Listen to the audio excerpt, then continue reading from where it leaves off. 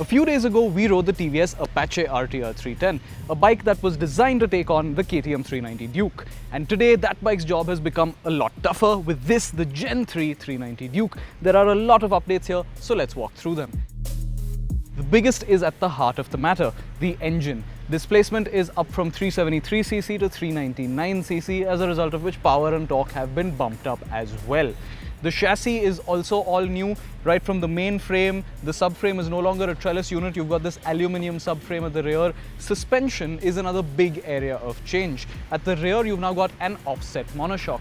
This opens up possibilities in terms of packaging for KTM, because they've been able to simultaneously lower the seat height and increase ground clearance. It's also allowed them to fit in a larger airbox, which they say helps low-end tractability. We've been riding this bike today and our reviews will be out on the 17th of September at 10 AM, so stay tuned for that. But meanwhile, coming back to the suspension, up front you've got an upside-down fork like before, but for the first time in India, the 390 Duke gets adjustable suspension front and rear. At the front, you've got damping in both directions, so you've got compression and rebound adjustment. At the rear, you've got preload adjustment as well as rebound damping adjustment. Those are all the under-the-surface changes, but in terms of the more visually apparent ones, of course, you've got the new styling.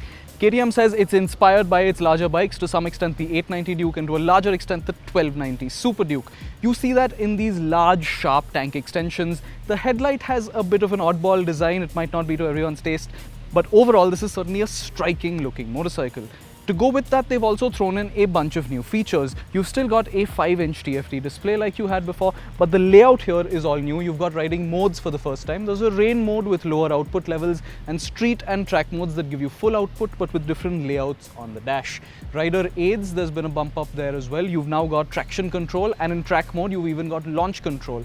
What you had from before, you've got cornering ABS and a bi-directional quick shifter. KTM says it's worked to make this quick shifter better than before. Again, we'll tell you more about that in our review. Also new here are the wheels and brakes, and if you've got a keen eye, you will notice that these are the wheels and brakes from the current Gen RC models, which means they are a good deal lighter than those on the Gen 2 Duke. KTM says in terms of unsprung mass, it's saved 1.7 kilos as a result of these new wheels and brakes, and as a motorcycle, this Gen 3 390 Duke is 4 kilos lighter than the Gen 2 machine. As you can see, there is a comprehensive list of updates here, not least of them being the larger engine at its heart. And as a result, there is a price hike here, but KTM is asking for about 13,000 rupees more than earlier, which seems rather fair considering all the updates here.